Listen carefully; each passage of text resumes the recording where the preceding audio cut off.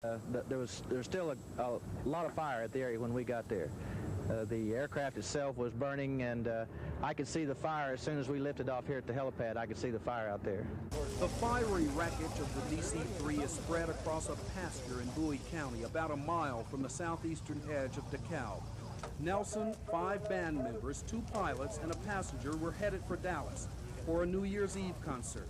The plane would have landed at Love Field. But just before the crash, the pilot reported a mid-air fire on board. Nelson's pilot was talking with other pilots and air traffic controllers at DFW Airport. That's what they reported. They were talking to other pilots before the crash. They were in communication with other pilots as well as the Fort Worth Center, FAA Flight Center. And so therefore, they were telling everybody what their problem was as they were going down. Just before Nelson's plane went down, a helicopter pilot over DeKalb spotted the plane and began following it. He says it was circling, looking for a landing spot on Highway 990 when the plane hit high-voltage power lines and crashed. Smoke inhalation and this type of thing prevented them from doing a good job flying their aircraft, I'm sure, because they couldn't see out the aircraft very well. 2 people aboard, Kenneth Ferguson and Brad Rank, survived. Tonight they are in critical condition at St. Michael Hospital in Texarkana with severe burns on their upper bodies.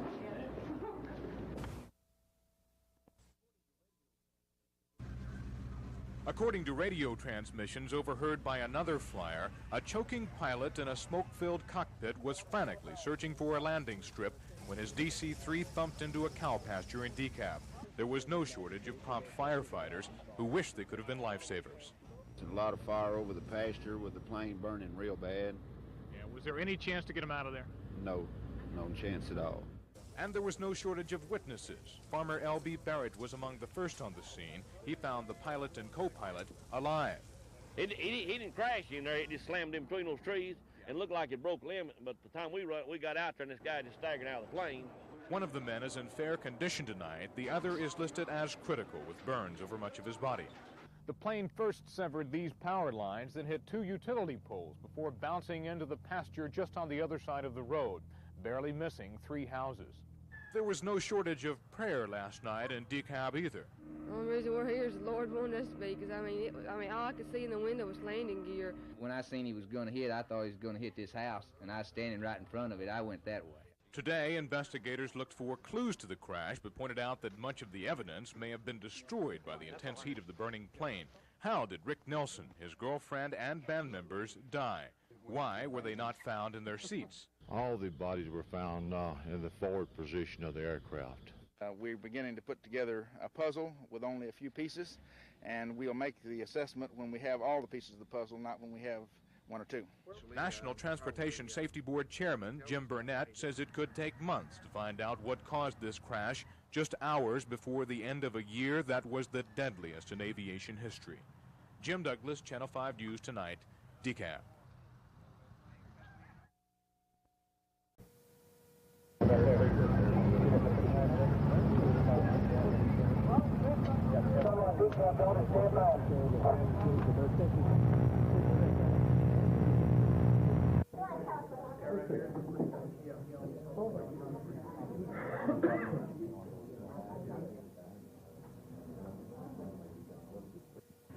There was a slight problem in starting the engine.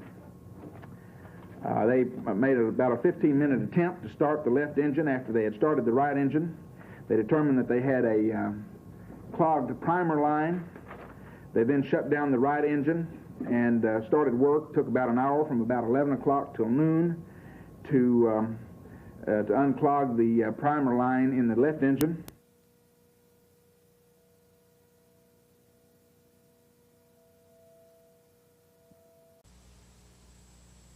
The Delta crack-up that counted over 130 dead.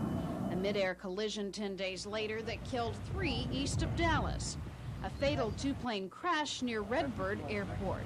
Just 3 of 111 air tragedies last year that kept 1 phone ringing in Lancaster. In each of these cases, the fragments were collected by Air Salvage of Dallas here in Lancaster, one of the few companies nationwide that retrieved these planes after they crash. They're brought back here for study, investigation, follow-up investigations as to why the accident took place. More than 100 twisted fuselages sit in this field, some waiting on court cases, others waiting to be sold. Wrecks that date back 7 years. There's a Seneca here that crashed at Victoria that was rented out of Dallas that was smuggling dope. There's a Twin Beach which crashed up at Oklahoma City that was carrying Army munitions. Tonight, Air Salvage waited for another wreckage, a DC-3 that went down with singer Rick Nelson. It arrived on 3 truck beds, a reminder to Air Salvage of souvenir seekers who followed another plane crash, Delta Flight 191. They wanted to keep parts of it. Yes, as souvenirs. Would they do that with Ricky Nelson's plane? I really don't know. I expect that we'll have some problems, but we've got it secured well, and I don't expect to have them get in and give us any trouble. Air Salvage says Nelson's plane will be kept under lock and key. The heating system that may have caused the fire on board will be sent to federal investigators in Washington. Shelley Koffler, Channel 5 News Tonight, Lancaster.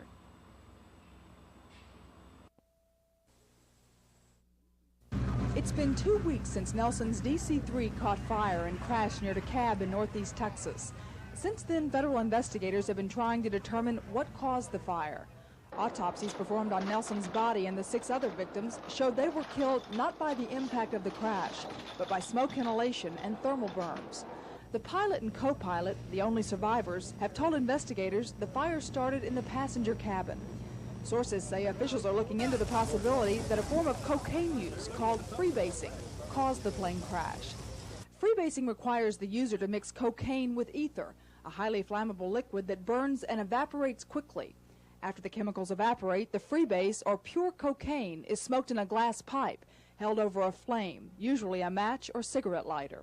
And this is where those that are abusing the cocaine through freebasing endanger their health, not only by inhaling those fumes and what have you, but also by possibly starting a fire or burning themselves.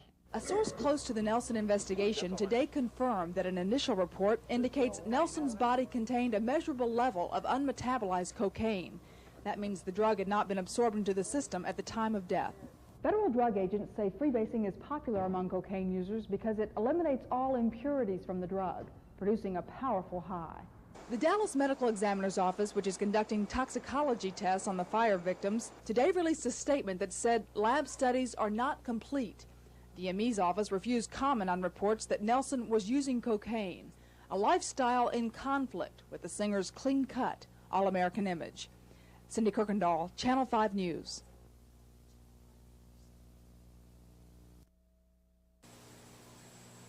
My name is Jerry. At a news conference this morning, FAA officials released a transcript of the conversation between Nelson's plane and air traffic controllers. The conversation was recorded by the Fort Worth Control Center shortly after Nelson's plane left Texarkana en route to Dallas. Okay, 1-1 Yankee, can you make it back to Texarkana? We gotta get off the ground. At this point, the air traffic controller was apparently having problems understanding the transmission from Nelson's plane. An American Eagle commercial plane tried to relay the message to the controller. 1-1 Yankee, you're breaking up. Can you state your nature of the emergency? Said he had smoke in the cockpit center, 1756 relaying. Well, said smoke in the cockpit. Said smoke in the cockpit. On oxygen. The controller suggested the pilot try to land at airports either in Texarkana or Mount Pleasant, both 20 miles away from the crash site. We have the aircraft inside. Looks like he's gone down. You need to call Texarkana for the airline helicopter. FAA officials today said air traffic controllers did everything they could to prevent the crash.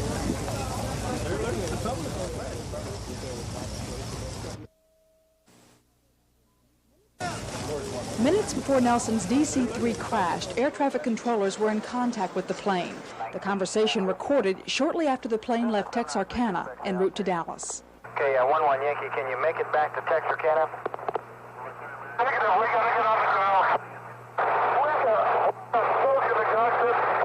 The air traffic controller was apparently unable to make out the transmission. An American Eagle commercial plane relayed the message. 1-1 Yankee, you're breaking up. Can you state your nature of the emergency? Said he had smoke in the cockpit center, 1756 relaying. The controller then suggested the pilot land at airports either in Texarkana or Mount Pleasant, both 20 miles away. We don't know where it is. We've lost our short. Says he can't make it. Have you got anything closer at all, even shorter? That's the closest two airports. Well, send smoke in the cockpit. Send smoke in the cockpit. On oxygen. The American Eagle pilot offered to guide Nelson's plane to a landing spot, but it was too late. We have the aircraft inside. Looks like he's gone down. You need to call Texarkana for the airline helicopter. I think our controllers did everything they possibly could do.